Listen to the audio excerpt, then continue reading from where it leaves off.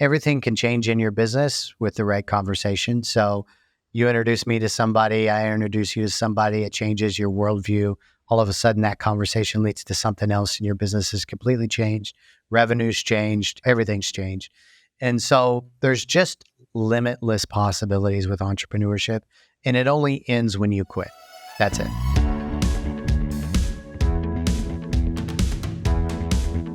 What's going on, my classy family over here? I know I'm getting cheesy. I've probably been saying this for a couple of episodes now, as far as guest counts. But for this particular guest, my dear friend Chris Reynolds, he is the founder and owner of the M3 Mastermind, and he has his own podcast called The Business Method. He's interviewed multitudes of billionaires, many 8-figure entrepreneurs, tech startups, human optimization, like nootropics and meditation experts. Probably one of the most well-rounded gentlemen I have the pleasure of knowing. And we really, really had an excellent conversation. We start off with some just general optimization, communication skills, how to meditate, how to kind of get yourself in that flow state. He goes through a lot of, I don't really know much about these topics, different brain waves and how to get into certain flow states, so to speak, and how to achieve that. I think as entrepreneurs, a lot of us will suffer from burnout because we don't take that 5-10 minutes to have a reset of our batteries, go for a walk, and we kind of go through the importance of that. But other than that, he's just a really great conversationalist. We go into lessons learned from him interviewing countless billionaires and millionaires, the importance of having a mentor, what it means to be part of a mastermind, how to be challenged in your thoughts and set ego aside to really achieve a greater success. And, please stick around to the end, by the way. He has this insane story about his great-great-great-grandfather that involves the Comanche Indians. It's a really, really excellent listen. I didn't expect to even go into that territory, but it's a great thought process on legacy. And he starts off with his great-great-great-grandfather. So stick around. Again, this gentleman's name is Chris Reynolds. You really, really won't be disappointed. And without further ado, let's get into the show. What's going on, everyone? Welcome to another episode of Service Business Success with your host, Steve Glass. I am beyond excited to have my dear friend, Chris Reynolds here with me. For those of you who don't know Chris Reynolds, he is the founder of M3. Think of it as like a secret spy network of entrepreneurs. It's not that exclusive. You don't have to have a secret password to come in. Not yet. He has not yet. Yeah, exactly. Yeah, but you do. It's a debonair presence here. And I had the pleasure of meeting this gentleman almost serendipitously. I was a part of another networking event. Shout out to Travis Sherry from Location Indie. And I said to him, I'm like, man, I have a burning desire to meet other entrepreneurs, and I don't know how to get started. I feel like I'm kind of caught on an island where there's no support network here. And I'm kind of like shouting out to the void. And he's like, well, I know a guy named Chris, and why don't you talk to that guy named Ray, who's in the corner there. You might have a good conversation. And I had an excellent conversation, and lo and behold, he's like, you should talk to Chris. And I kept hearing Chris Reynolds' name. I looked him up. He has a really cool podcast called The Business Method, and I did a deep dive. I have never encountered, along an entrepreneurial journey, someone who is so vested on the success of others. And he, number one, has interviewed hundreds of millionaires and dozens of billionaires. Probably, I would hope, Chris, at this point, a world record, you would think, on billionaire interviews? Not yet. Don't give me that yet, but I'm striving. I'm striving. You're striving there. But it's my distinct pleasure to meet and get to know Mr. Chris Reynolds and to be blessed to have this conversation with him right now. So, Chris, thank you so much for coming on the show, man. This is a real treat for me. I'm excited to be here, Steve, and let's make a good podcast. And all that flattery you gave to me, I could give right back to you. And one of these days, I'll be introducing you on my podcast, I'm sure. There we go. I got to hit the double 8 figures. We'll get there. One day at a time, man. But I would love to get a brief bio on your background. For listeners who don't know who you are, please take the next 60, 90 seconds, kind of give the people a little bit of an insight of who Chris Reynolds is.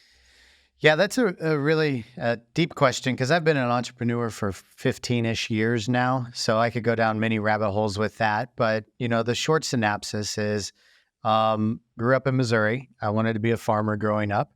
I came across the book, The Rich Dad, Poor Dad, and the game, Cash Flow. My mom actually bought them both for me. And it changed my worldview.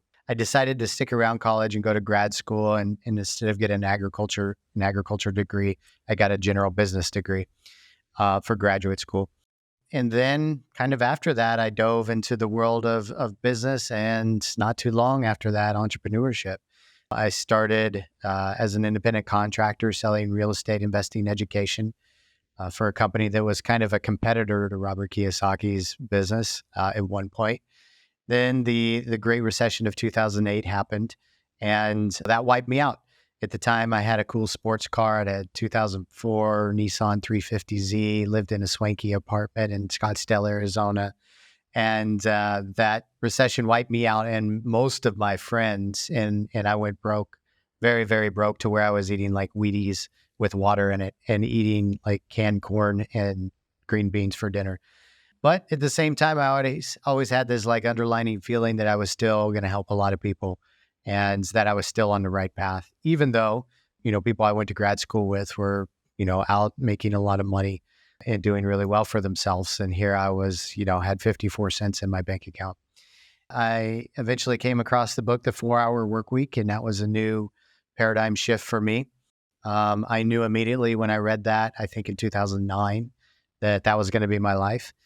And within a year and a half or so, I had started selling or building niche websites online, and had bought a one-way ticket to Costa Rica to go live this 4-hour work week dream. And that was 2011. Spent 10 years traveling the world as a digital nomad and continuing to build things online throughout that time. And eventually starting a podcast, which is what we have now today, what you mentioned earlier. And it's kind of led me down this rabbit hole to where I meet Steve Class and get to come on his get to come on his podcast. Well, not just me, a bunch of other really cool, amazingly successful people. To name a few, I know that you've spoken to Alex Ramosi, you've spoken to Richard Koch, a couple other billionaires as well, people that are really, really trendsetters. So quite a journey in the past, I would say 12 or 13 years at this point for you. Yeah. Pretty cool, man. As an entrepreneur, I always suffer from shiny object syndrome, right? Where I always have this new idea I want to pursue, and it takes a lot to restrain me.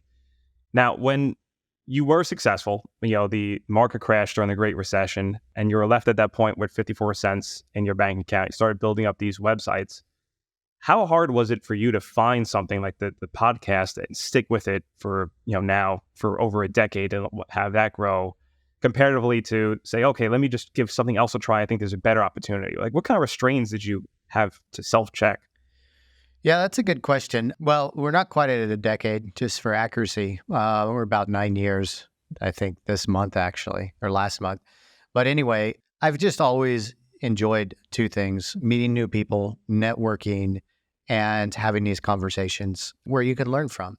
And the idea from the podcast started from, at the time I had a business called the Entrepreneur House, where people would come and they'd live for a month in different cities around the world. And we were having these amazing conversations at lunches, at dinners, on walks, at the gym, in our apartments, wherever we were at. And I was, podcasting was still fairly new at the time. This is 2015. And I just thought, like, why aren't we recording these conversations? It doesn't make any sense not to. And so I recorded about 30 or so conversations. And then I thought to myself, okay, what can I do to really take this to the next level, to where I'm going to continually grow under the umbrella of the podcast and still enjoy over time. And so I think it's just like with anything, like you and I have many friends that have burned out of businesses. They run them for 3 to 5 years, 7 years or whatever. It's not really in alignment with their bigger vision of themselves. It was just a way to make money, a way to challenge themselves at a time. And then they just kind of lose that gumption. I think the different thing for me on my end was that I could never, for more than like a year, get involved with a business that really wasn't aligned with who I am. Maybe 18 months. I did that with the mortgage business. It lasted about 18 months, and I was just like, I got to get out of this, right? It was to learn, and then I had to get out of it. And so with the podcast, I wanted to design it in a way to where I could continually grow. There was always going to be a money making opportunity with it, right? A financial reward from it. and I could be around the people that I wanted to be around. So that's why I started creating it in series. So I created a series of 100 episodes with 100 entrepreneurs that have made $100,000 online. And then I did those 100 episodes. And then I thought, hey, let's do this again with 7-figure entrepreneurs, people that have built, $1 million online businesses. And then I finished those 100 episodes. And then I thought, let's do the 8 and 9-figure, like the big names in the entrepreneur world. And I would make a list of like my top 100 people, and I would just start reaching out to them. So if I was having the same conversation over the past 9 years with the same type of entrepreneur, I would have definitely burned out. And I definitely wouldn't be doing the podcast. But having those series kept me going. And it's really built what we have today. Like, we do events literally with billionaires. And you came on one, you're getting ready to come on another. Like, that is a incredible thing. And I would have never imagined going to my small college, agriculture college in Missouri, that Good old farm boy. that I would be at this level. But it was all from one, staying in alignment with like who I was and what I really enjoy doing, and having the ability to grow through that process. Not to say if somebody gets involved in a business that's, not really in line with who they are is a bad thing. It's not. It's just one chapter of your life. And then quite often we hold on to those chapters of our lives longer than we really should, instead of just like closing it and then moving on. So our friend, my friend, your soon-to-be friend, Richard Koch, he has this book called Super Connect, and I'm reading it now for the first time. And that's one of the things he talks about. He talks about that most people stay in their networks because much longer than they really should, because it's their identity and it's their social network and it's like where they get validation. And the way to grow significantly, 2x, 5x, 10x, 20x, is to connect with these networks that are on a higher level, and go ahead and choose consciously to leave the networks that served you in that, that life. So I'm no longer connected to the network of my college. I was in an agriculture frat. I had great friends there, but I'm not really connected to that network anymore because, one, I don't have the bandwidth, but two, it's not really in alignment with my goals right now.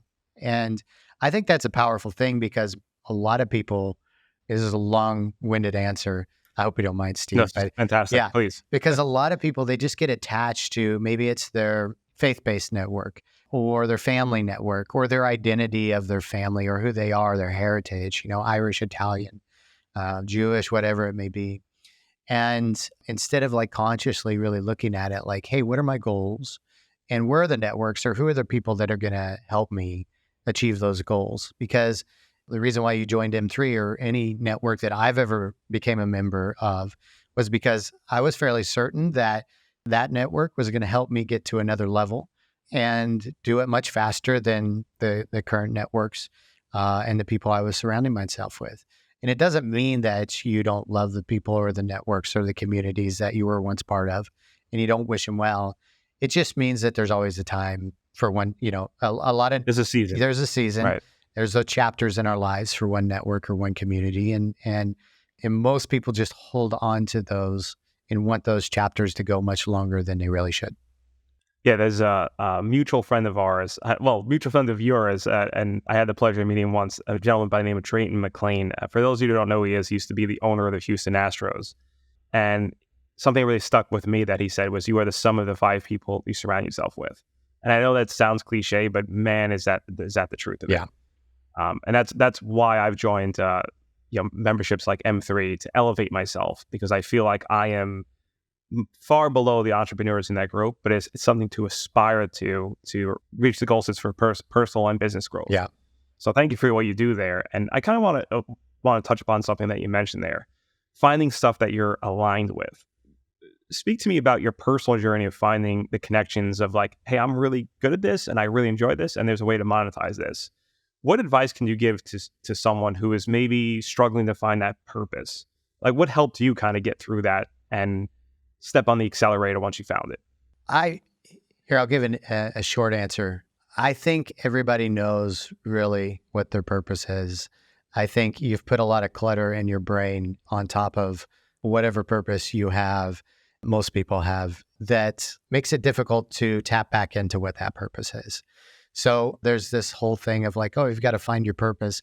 You already know what it is. Like every single one of you, every single person out there, they already, you know what it is. It's deep down inside of you. Paulo Coelho talks about this. He's the author of The Alchemist. He talks about there's a voice behind the voice, right? A thought behind the thought. So we have our thoughts, our daily thoughts, they're racing in our mind. And then you have these thoughts behind the thoughts. And it may be like, I really want to travel the world, though I have this nice, safe, secure job or this nice, safe, secure business. But deep down inside, I've got to see the world. And you've been longing for it for 5, 10, 15, 20 years. And it's been, telling you this whole time. When you kind of surrender and just believe and take action on those thoughts behind the thoughts, that's when things start to unfold for you in ways that you could never imagine, right? That's the premise behind the book, The Alchemist, right? Following those thoughts behind the thoughts. And you always have them. And they're always there. And they're always whispering to you. And they're always saying, Steve, do this. Go to Morocco, Steve. Go to Portugal, Steve. Go to Barcelona. Do your TEDx talk, Steve. They're saying, Chris, you can interview 100 six-figure entrepreneurs. Chris, start a podcast. Chris, you can interview billionaires. Like, totally, why not? And you just have to act on that. And the first step, if you haven't done that in a while, is act on it in small ways. Maybe it's getting a book that's about that subject. Maybe it's, adopting a child or doing some charity work somewhere. Maybe it's starting a business. Maybe it's growing your business. Find a book and then just start giving a little time to that pleasantly every day, every week, and giving more time and attention to it. I like this. The stoic attitude is give 2 hours a day to whatever passion you have. If you have a family and a job and you still have to chunk out like 2 hours a day for whatever passion that is. And if you can't afford 2 hours a day, maybe start at 2 hours a week or 20 minutes a day. You can always afford 20 minutes in a day, right? And you start there, and the more you do it, the more it'll compound. Start 20 minutes a day for 2 weeks, and just give some time and attention to that. Research more of that. Whatever it is, and it'll really start to unfold, and you'll go down rabbit holes that you never dreamed of. You'll find people that are in alignment doing similar things, and just because we've been doing this for years, like yourself and me and the friends that we know, we've been following that bliss for years, doesn't mean that we won't come to a time when it becomes challenging and our thoughts become clouded again. Then we have to re-tap back into that. I just got advice from a mentor today who said, Chris, like you need to dive deeper into meditating and thinking about those thoughts behind the thoughts, about what's stopping you from going to the next level. And it made a lot of sense because we get busy with life. We get busy with tasky things. You have a family, right? I've got a lot of things going on. I'm managing 3 different businesses right now, right? And so it's easy to get bogged down, especially if you're a hard worker, into the tasky, mundane, working on the business things, where we really have to step back and say, I really need this vacation. I really need this time to myself. I really need to go on a 2-hour walk every day, because thinking is quite often just as important or more important work than the work that we're doing on a regular basis. And getting our clarity of thoughts, what's in alignment with what we really want to do with our lives is the most important, because as well as I do, at the end of our days, when we're lying on our deathbed, nobody sits there and says, I wish I would have worked more. Nobody says, I wish I would have started more businesses, right? I wish I would have made more money. It all goes back to like, oh, what's that thing that I really knew I should have done that I didn't do? And so many people fail to take that small actionable step. Yeah. And it doesn't have to be some grandiose vision either. It can just be sending out an email or a message, just the start of a journey. Yeah. And it's a shame, because I think a lot of people, one of my favorite quotes of all time, the massive men lead lives of quiet desperation, right? It's every day we throw. Yeah. And you get into this routine of just, I'm not really suffering, it's not that bad. And we'll kind of keep it going. And, I'm sure, if you're a business owner, I'm making money, so I can put aside the wayside. Maybe I want to, do what I want to do, what you did, hike, Santiago. Camino de Santiago, yeah. Yeah, Camino de Santiago, or it doesn't have to be that long of a pilgrimage. It can be as simple as, I want to just take 2 days to myself and go explore someplace or do something new. Yeah. And I think people have that analyst paralysis for sure. Yeah. And they always put it off. There's no sense of urgency that's there. And I always advocate, life is short. Act as though there is always a sense of urgency. Yeah. And the good things will come of it. Yeah. So I would love to dive into some, you're a huge fan of this. I'm just starting my journey on this, but I know that you're into meditation. You're what I would call human optimizer, right? You know the tricks of the trade, or the continuous study of them to optimize performance and really achieve mental clarity. Walk me through some of the basic steps someone could take to maybe achieve that higher level state, like whether it's a daily journal, meditation, cold plunges. What have you, from the people you've interviewed and spoken to and your own personal beliefs, what have you found to be the most transformative? That's a really great question, and I probably have a list of them. So I'm going to kind of answer it how I answered your question earlier is I think most of us really know the things we need to do that makes us perform kind of on a higher level, but a lot of us avoid those. It's the food that we eat that makes us feel really good, the exercise that we've done that is really in alignment with our bodies and our minds. It's the maybe meditative or spiritual practice that you did once upon a time that you really enjoyed and you're like, this feels good. I should do more of that. But then you decided not to, right? And so, for each and all of us, it's just like anything. Each person needs something different. I love my routines and my practices, but I love having a variety of them and then changing them on a regular basis. So I don't think there's any, routine or practice that I've stuck with for more than like a year and a half other than running. And it's because I like learning about those new practices and seeing how they affect me and my performance. I'm just like having that liberty to do that because that helps me learn more about optimization. And then it helps me learn more about how I can, perform and share it with others. But there is one chart, dumb it down as simply as possible. There's one graph or chart, or I call it a graph or chart because that's how I first saw it, thing that I think will change anybody's lives if they really know about it. And it is understanding our brain waves. Now, we have, for the most part, for the easiest way to explain it, we have 4 different brain waves, right? We have beta brain waves, we have alpha brain waves, we have theta brain waves, and we have delta brain waves. Now, right now, you and I are probably in a beta brain waves. Those are everyday waking state of mind.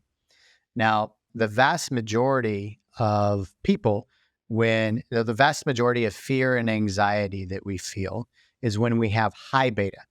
And if you look at a brain scan, when somebody's in high beta, they're having high beta brain waves, it kind of looks like an earthquake, like a seismograph, just bzzz. And it's the same things happening in our brain. It's just kind of going crazy. It's a little out of whack, right? And so if you're feeling fear and anxiety, you're probably in high beta. And you don't want to be in this state to work or to make decisions, or you can't focus. You can't get into like a better Would brain you state. say this is like a fight or flight mode? Is that Quite another often, way to say it? Quite often. Okay. Yes, absolutely. You're fight or flight or freeze. There's a third F. So then let me explain the rest of those, and then I'll talk about the easiest way to change those brain states. So when we're working and we're in what they call flow state nowadays, and you work and you work for like 3 hours and it seems like 15 minutes and you get so much done. Generally that's in alpha state or on alpha in the border of theta state. Theta state generally is like a meditation, a good solid meditation or right before you're about ready to go to sleep. And then delta state is unconscious, whether you're sleeping or somebody hits you and you're knocked out. And now people that meditate for years, like these monks in Tibet, they can actually get into a delta state through meditation, but you're still kind of unconscious at that point. So the goal is like, the most important thing here is like, okay, if I'm feeling fear and anxiety, this isn't a great brain state. This isn't a great body state. You have fear and anxiety, you're getting more cortisol in your body, more adrenaline in your body. It's harder to make decisions. You're more emotionally reactive. Your prefrontal cortex is actually not working as much, which is what manages those thoughts and those decisions. The best way to do that, and this is for the vast majority of people, especially us working on computers where we don't even have to get up off of our computers, is to breathe and to take a step and do some deep breaths. where that will actually take our brain waves down from high beta to beta. And if you do it a little longer, like a couple of minutes, like even into alpha, and you'll feel really good. You can actually, if you're in tune with it and you practice it a while, you can feel the tension release in your body, and you can feel kind of that cortisol wash out of your body.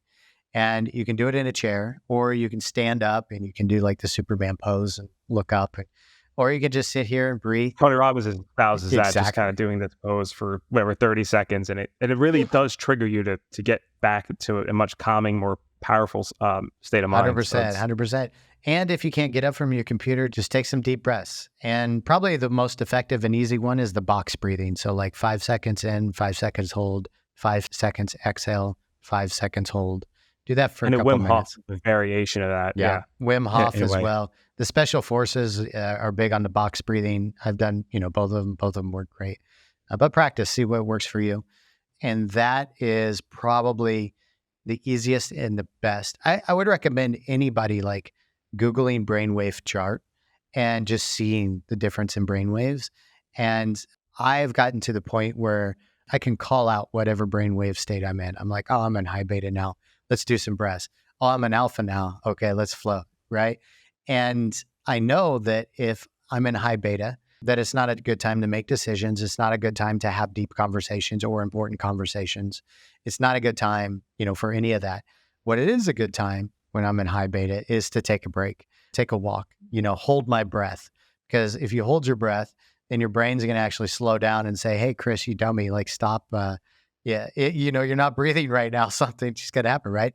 And it'll take your brain away from whatever's stressing you out.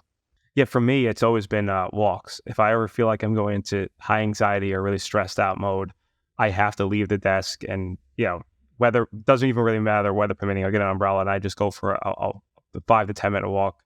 And it never makes the situation worse. I'll say that. It doesn't always solve every problem. Yeah. But it has it where there's a resetting of the batteries. Yeah. And I think people don't know how to get out of that flow state. I think people know breathing is essential, right? It's been around for millennia. But when you're in that high anxiety mode, that what was it, the theta mode or the high beta? High beta. Yeah. When you're in that high beta mode, it's hard to have a self-actualization where it's like, okay, I got to calm myself down. Yep. Yeah, to reset the batteries. Yep. So that's very invaluable advice. Yeah. I was taking notes selfishly to look up afterwards. We're done here just to see how I can apply that to my own life. Yeah. And how disciplined are you when it comes to like running, daily workouts, jujitsu? How does that affect your daily life? Do you think that someone should incorporate this into like their day to day, where it has to be like, hey, every time at 11 I'm going for a jog or exercising? Or do you have it where it's more free flow state where you get the workout in, but you don't have to stick to a schedule? What's personally worked for you? Personally, I day to day doesn't work for me for whatever reason, and I've always been like that. I've always needed some time off through the week. Now I have had times, like I mentioned, I've over the past 2 years I stopped running because I'm doing more jiu-jitsu. But for years, literally like 20 years, I ran all the time. And quite often I would run Monday through Friday, but for about 30 minutes each. But I think there's for me, sometimes like right now, because jiu-jitsu is actually more intensive than running, it's like 3 to maybe 4 times a week, and that's it. Because I need that break in between, and that's just what my body needs. And again, going back, it like differs for everybody, and this is where trial and error, really works. But for me, because I'm very involved in jiu-jitsu nowadays, it's a Tuesday, Thursday, Saturday, or Sunday, are my jiu-jitsu days. And then I've also incorporated, based off of, who's the quarterback from the Patriots? Tom Brady, yeah. Okay. He, for his entire career, he always did 90 minutes of recovery for every training. So even if he's going out and tossing a football for a few hours, 90 minutes of recovery, right? And I was like, wow, that's huge, because if we want longevity in our life, we want to perform at a higher level, just like him, we have to incorporate regular recovery, especially as you get older, right? And so I have a membership at a spa. So after every training that I do, I go and do recovery. So I do cold plunge sauna, cold plunge, jacuzzi bath, bubble bed. And so we have a bubble jet bed and then cold plunge sauna, right? And, that's a world of difference. And this is why, saunas and cold plunges have gotten more popular over the years because they work. They work really well. And we all want to perform at these higher levels. And we want to do it consistently for years and years to come. And we've just got to keep incorporating it. So, yeah. Yeah, I can say that having all of this health optimization for me, I started incorporating sauna and cold plunge into my, not I want to say daily routine, but definitely on a weekly basis. And I just noticed such a stronger mental clarity and sharpness of focus when I sit down to do the deep work, as Cal Newport likes to say. And it gets me into that flow state, so to speak. So this is essential for any entrepreneur out there. I would encourage you to really achieve the goals you want. Yeah. So eventually, all of us will suffer from burnout if we don't have that. Yeah. I mean, it's just a fact of life at that point. Yeah, absolutely. Absolutely. So I know that you've interviewed plenty of people. I mean, all of entrepreneur base. Would you say that there's one resounding theme, or maybe we can encapsulate this into just 3 to 5 key bullet points that you've noticed across all of these entrepreneurs they say, hey, I'm seeing this as a habit that leads to success. Is there anything like a keynote that you can kind of take out from all these conversations? Not a hard job at all, considering you probably have hundreds of hours of conversation to shift through. But yeah, I mean, when it comes to entrepreneurship, it's a really easy one is just you don't give up. Like you only fail when you give up, because there's no glass ceiling with entrepreneurship, right? And you know this as well as I do. Everything can change in your business with the right conversation. So you introduce me to somebody, I introduce you to somebody, it changes your worldview. All of a sudden that conversation leads to something else and your business is completely changed. Revenue's changed, everything's changed. And so there's just limitless possibilities with entrepreneurship, and it only ends when you quit. That's it, right? And all these entrepreneurs know it. And that's about as clear and concise as I can get with it. Just really never give up. Like it only ends when you quit. It's true. And I think a lot of people will think sometimes like, well, as long as I don't give up, I'll make it. You also have to have the clarity of mind to know when to pivot if an ideal is failing. So that doesn't mean you quit business altogether. Exactly. You say, hey, maybe this product or service isn't quite giving the output that I thought it would be. Yeah. So I'll add to that don't quit, but also make sure you have enough pivots left in you to keep the business going along and realizing when it's failing. It doesn't mean that you're quitting entrepreneurship. It just means that you're just going on a different path based on the measurements of your clients. Yeah. And sometimes a business is just a chapter in your life where that pivot or that time, the time is to really quit or exit that business. It just means like there's another one, that's going to come your way eventually. I was just there just a few months ago. You were just there a few months ago. Yeah. Had to sell a business that was making decent income, but it was not. My mental state was not in a healthy place. Yeah. So you have to have the courage to step out of that, knowing that eventually I'm going to be okay. Yeah. I'm getting there. So it's a journey for all of us, believe me. Yeah. And I can't stress enough the importance of also being surrounded by other entrepreneurs. That's one of the huge reasons I joined M3 Mastermind. What was your first mastermind or mentor that you had that really made you appreciate the higher level of thinking that you can get from being surrounded by like-minded individuals? And then also, if you don't mind, going into a little bit of the importance of masterminds and what people can achieve through one. Yeah. The first business group I belonged to was out of graduate school. I mentioned that I sold real estate investing education. So this was set up as a network marketing company, MLM style. And we had mentors, we had ongoing education, and it was a great product and service. We were selling a $20,000 product, and we got 50% of the profit, which is great. Like we could sell a 2-year real estate college package and get 10 grand. And that community was massively positive. It's what got me out of the mortgage business because the mortgage business was extremely toxic. And so to see the difference, I was like, I don't care if I make less money. I just don't want to be in this toxic environment anymore. And making that leap and being around very, very positive people was just really inspiring. There was a guy named Mark Sines. We're still friends to this day. who was my mentor at the time. The time I was like 27, I think, and maybe 26. He was 31. He owned $1 million in real estate and just a cool guy. He was a strong male role model. And what I realized, a couple things from him, he was I guess, the alpha of that community. And I realized I was very intimidated by other strong male personalities because I feared them, but I deep down inside I wanted to be one. And so when I came across the awareness of that, I was like, oh, I shouldn't be avoiding Mark because he's challenging me. I should make him a friend. And that's what I did. And that reality like changed my life because, again, Mark's still a very good friend to this day. And in every time, and it's probably why I set out on doing this podcast as well, every time I met a leader of a community or a strong entrepreneur personality that, almost kind of intimidated me, or I saw something in them that I wanted to be more of, I just kind of went after the opportunity to create a relationship with them. And that was a huge networking skill that I didn't even know I had.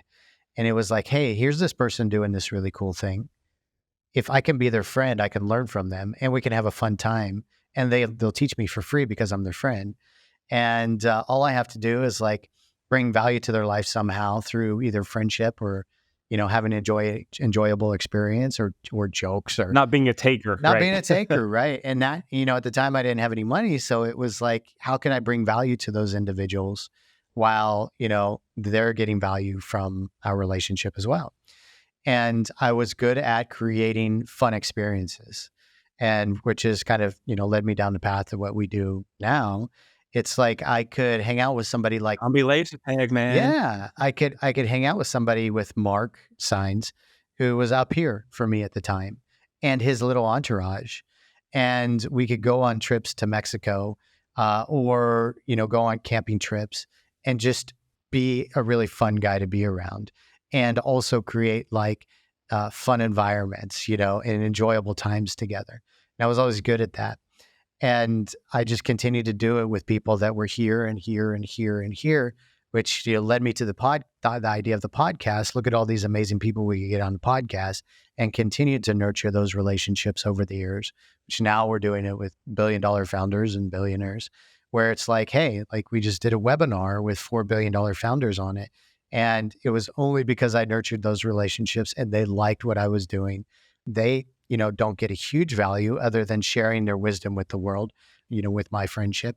But for whatever reason, they liked me, and they continued to do, like, we went to Austin last summer, and Drayton just, really enjoyed all of us because we gave value to him.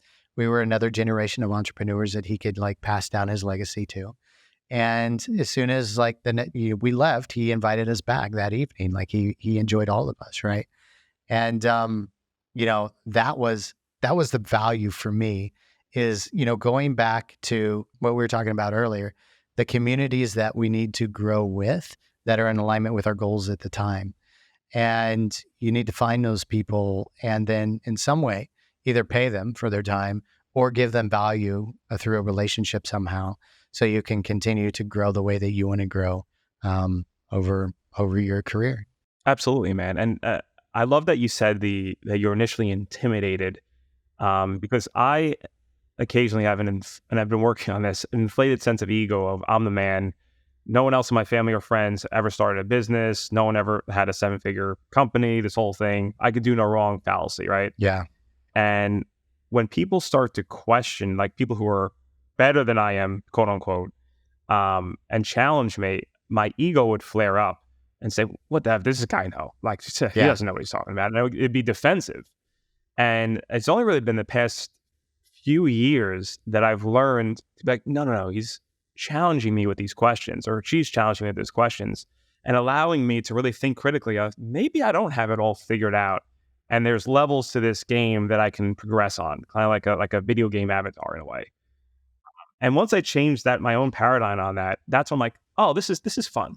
This is just me finding a coach. And I think when people think of mentorships or coaches, when we're playing sports as children, soccer, baseball, volleyball, whatever it is, we always have a coach. And I find it astounding that when you leave school, to have a business coach or a mentor is like, I'm not spending that kind of money. Like, even maybe if the cost isn't money, maybe the cost is time, right? It astounds me that the people don't see the value initially of that, of having someone to aspire to reach the next step, something to learn off of. So I that really, really speaks to me, kind of what that you were first intimidated, but realized like, oh no, I need to hang around these guys more because there's something to it. I think too, it's worth saying that that feeling doesn't necessarily always stop. Like you may have times when you shut that little voice up that say, hey, listen to this individual, be humble, kick your ego out for a little bit, but then it may come back. You get a little success and then somebody tells you you're doing something wrong. You're like, shut up. No, I know what I'm doing, and it's just in cycles. Like it will continue to go over and over. And it's just like Drayton told us when we were visiting him in Austin, he said, you always need somebody that can hit you in the gut. And, Sure. For Drayton, it was a guy, I think named Mike O'Connell, who would tell him, his socks were stupid and to put on better socks or something like that. And Sure. yeah, and we need that continually over the years. And it's just part of being human and growth. And I will add another caveat to that. Make sure the person that is giving you advice is a person you aspire to be. Yeah. Because a lot of times people will give you advice, well-meaning, could be family members, where the advice is, one of my favorite books is Richest Man in Babylon. And it's the idea of, I'll use this funny example of sending a Missouri farmer to buy jewelry or sell jewelry and getting cons. Like, what did you think was going to happen? You sent someone who didn't have the proper skill set. It's the same thing when you receive advice. I think a lot of my millennial generation of go to school, get the education, get the 9-to-5 job. If you're getting advice from those people or trying to tell you business advice of how to pivot, how to do things, just take it with a grain of salt. Again, well-meaning for the most part. It doesn't always be like if you listen to Robert Greene, the author of 48 Laws of Power, it's not really always well-meaning. It could always be nefarious behind the scene. But in the most part, you have to make sure you're picking the right people around you. Yeah. That the advice comes from a place of maybe tough love in some areas. Yeah, absolutely. So you can achieve that next level for sure, man. Yeah. And that's why I love masterminds, because I always feel challenged every time I step into a room with other like-minded individuals and high achievers that question my foundation of beliefs. Yep. And I continuously look for that, because every time that happens, I just come out stronger on the other side. I'm like, man, that's a great point. I never thought about that. And then the pivots start to happen. Yeah. So it becomes so invaluable. Yeah. And I think you're only given a couple of aha moments in your life. I mean, Chris, I would love to know so you're developing this podcast. What was the moment of creating M3? Really, from my own knowledge, like when did that come after the podcast, I would assume, or was that before, or kind of intrinsically grown? Yeah, actually, M3 came from masterminds that we created because of COVID. And COVID happened 2020, March 2020. I think in late April, we released COVID Crisis Masterminds. And they were just going to be free for 5 weeks. And, we got like 72 people to sign up. And then after that, we created a paid version. We saw how rough, how scared people were, how hard of a time they were having with their businesses because of the pandemic. And then we created a paid version of a mastermind. And then it just kind of evolved into M3. And eventually the group was like, hey, we'd like to go do something in person. This is 2021. And we were kind of talking like we should name this thing. And I had a friend he's a good friend who had an event and he called it W3. And I thought it was a really cool name. And somebody said, hey, why don't you name the masterminds, the group, Method Masterminds, because I had the Business Method podcast. And I thought that's good, but I don't want to be known strictly as masterminds. Like, this is more than a mastermind. This is a community, right? Like we become friends together. Like you and I are going to be friends for years because of this community, right? So I was thinking to myself, like you mentioned at the beginning of the podcast, how it kind of feels like a secret society or something. And and it does, because I've always liked that idea of these cool, like, secretive societies. And so I was like, M3 sounds like a really cool name. So I asked my friend, hey, do you mind if I rip off your W3 idea? And he said, that's fine, go ahead. Because I'm not going to do that event anymore anyway. I was like, okay. And I said, and I was thinking to myself, what are three M's in the world of entrepreneurship that are really powerful and pillars of our journey as entrepreneurs? And obviously, money is one of them. Like, you need to learn to be a good steward of money, and to handle money well, and learn how to create money if you're going to be an entrepreneur. And then what else? I thought to myself, when we have a mission, then quite often in entrepreneurship, our business really excels because it's no longer focused on just making money. It's focused on the mission, serving your clients and your customers, and creating more valuable experiences for them because you have that mission, your mission-based focus. Generally, there's a synergy that happens in special forces teams, in families, in any sort of team, business or otherwise, when there's a mission and people have clarity in that mission. And people can move mountains when people have clarity on a mission and everyone's focused towards that. So the mission was another very powerful M. And then I thought to myself, what's another powerful M? And I love the idea of mastery. You mentioned Robert Greene. He also has a book called Mastery. We're all seeking mastery in some form, because whatever form it comes in, you becoming a master or creating a masterful skill at something, creating a skill with masterful, what would you say that? Like a masterful level is the fulfillment that all of us are seeking. And it may be raising kids, it may be sewing, it may be SEO, it may be podcast, it may be creating communities, it may be scaling businesses, it may be helping needy children, it may be growing a vineyard in Italy, whatever. You find life fulfillment when you become a master at something. When you have a mission, you go after that mission, you learn the skills and the trades of that. And then you start to leave a legacy behind because you become so skillful at that. You then start to teach others, and that leaves that legacy, right? And whether your income and your money and your business and everything in your world is wiped out, as long as you have that skill, you can still start over and make money from that. And we've talked, I do jujitsu. One of the greatest jujitsu trainers of all times is a guy named Rickson Gracie. And he talks about this as well. He created a career. He was the fiercest fighter. And he did MMA before MMA was MMA. He went to Japan and just smeared everybody. Went throughout the US, won all of his fights. And later in his age, I think he was probably in his late 50s, him and his wife decided to separate. They'd raised their kids. And she came up to him and she was like, okay, we've created millions. We have this nice house, cars, all these things. How are we going to split it up? And he's like, you know what? Take everything. He's like, I have the skill of mastery. You don't. You raised our family. You take all the money. You take all the houses. You take all the cars. You take everything. I'm just going to go live in a small apartment, start over from zero. And he did. But he could, because he had that skill of mastery. He made sure the mother of his children was taken care of. His children, were taken care of. And he just went and started over and did what he loved, jiu-jitsu, and he trained people in jiu-jitsu. And, now he's definitely a multimillionaire for sure. But, that's the value of mastery. And those three pillars in M3, money is not something to be feared or to become obsessed about, which is easy for both of those things to happen.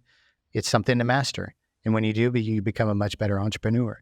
And then, getting a mission is huge in your business team. And I know you've experienced it. When your teams are all in alignment, they have a mission, changes everything in entrepreneurship, in your business, and in any goal. And then when you become a master in whatever skill it is, and you could have 2 or 3 things or a handful of things over your life, could be chapters of your life, then you really get that life fulfillment that you're looking for. And so that's where the M3 came from. That was probably one of the best answers to a short question I've ever had. I want to do a presentation on it eventually. You already have it, man. Yeah. Yeah. No, that's amazing. Thank you for that. Yeah. That's great. I was taking notes to edit these into reels, so don't worry, All someone right. else will All hear this right. as well. Cool. So as we kind of reach the end of this podcast, I would love to keep this going, but I know that unfortunately, unlike Joe Rogan, we can't have a 3-hour podcast here. We can, Uh, Steve. We can. yeah, exactly. I'll be there in Barcelona. It'll be a little bit Yeah, we'll easier. do it We in can, person. by the end of 3 hours, I'll probably be a little drunk if I'm having any with sangria. Hey, I have a podcast studio here. If you want to get me and Tommy and whoever else, we can riff That's a away great and do time. an episode for you.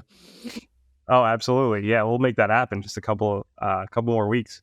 So I always end the podcast with two more philosophical questions, and I always want an in-depth answer, something that can be applied to yourself, but also to the listeners at large. And I'll start with one.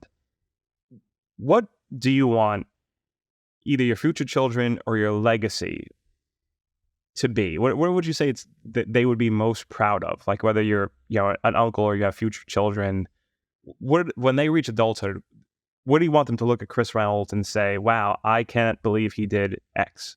What do you want that X to be? I have a really cool story about this, and I've thought about this a lot, and I think it's a good way to kind of wrap things up. I have a grandpa that's my great great great great grandfather. His name's Grandpa Abraham, and Abraham Lincoln? no, not that one.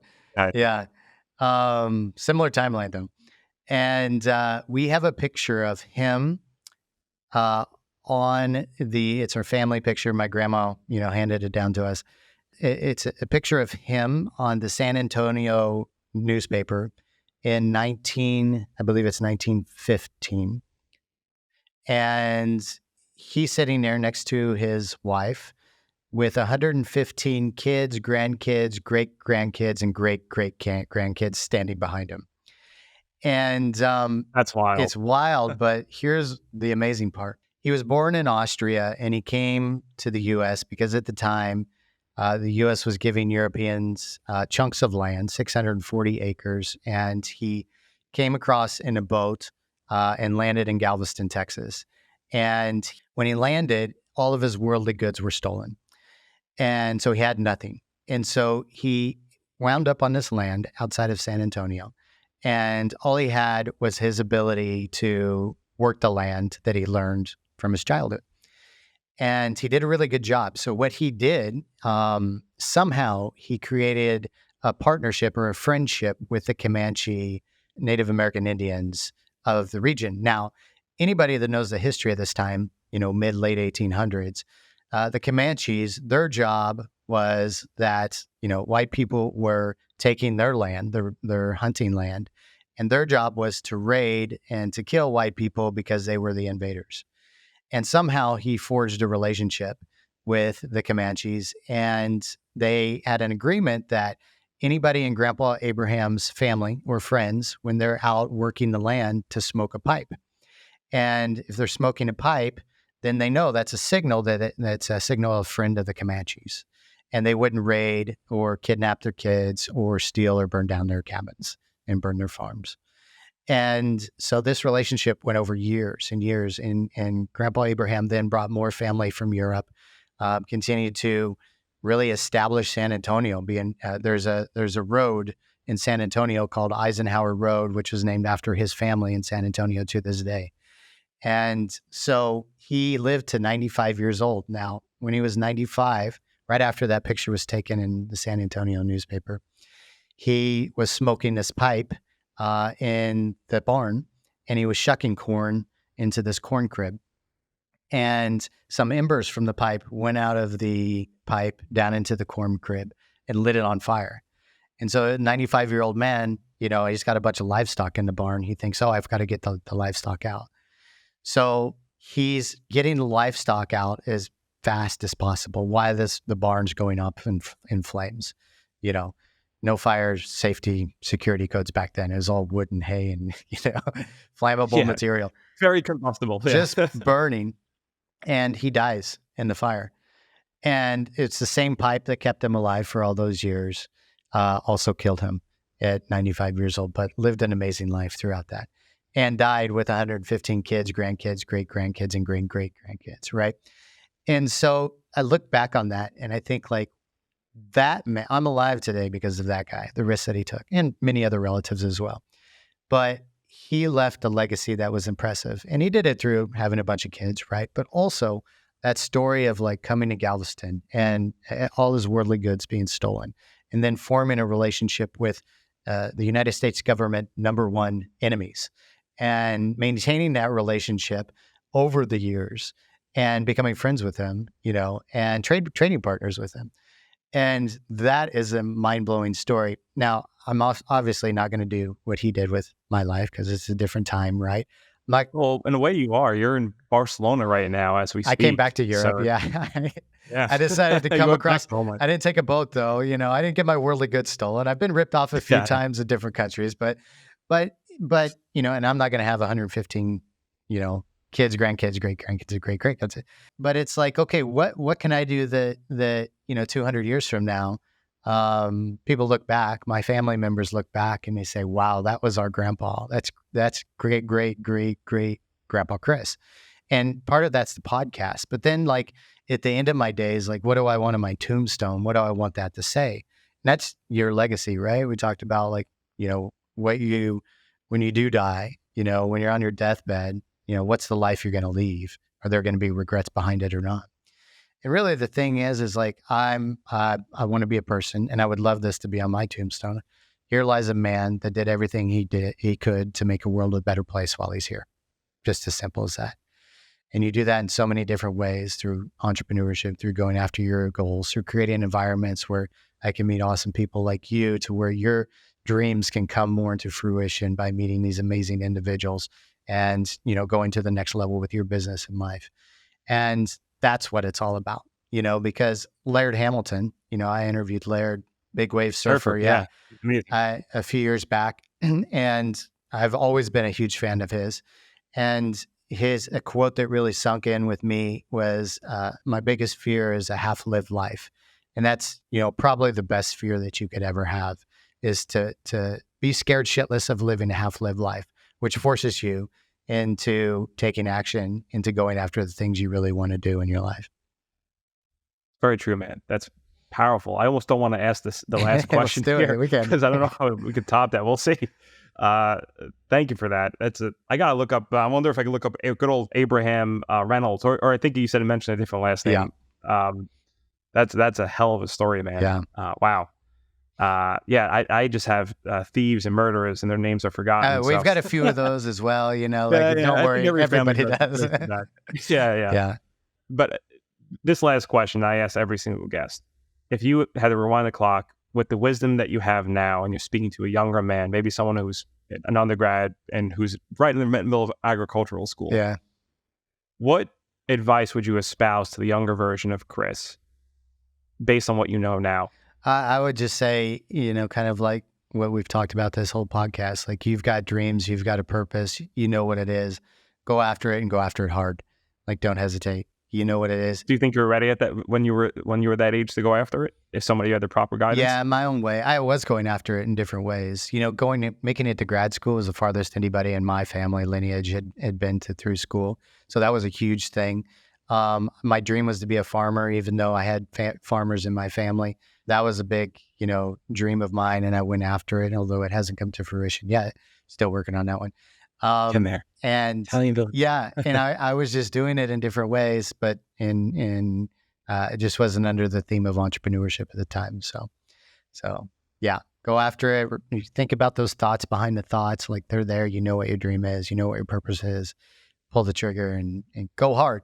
And the harder you go after those dreams and goals, the happier you'll be at the end. A man after David Goggins' own heart. Yeah.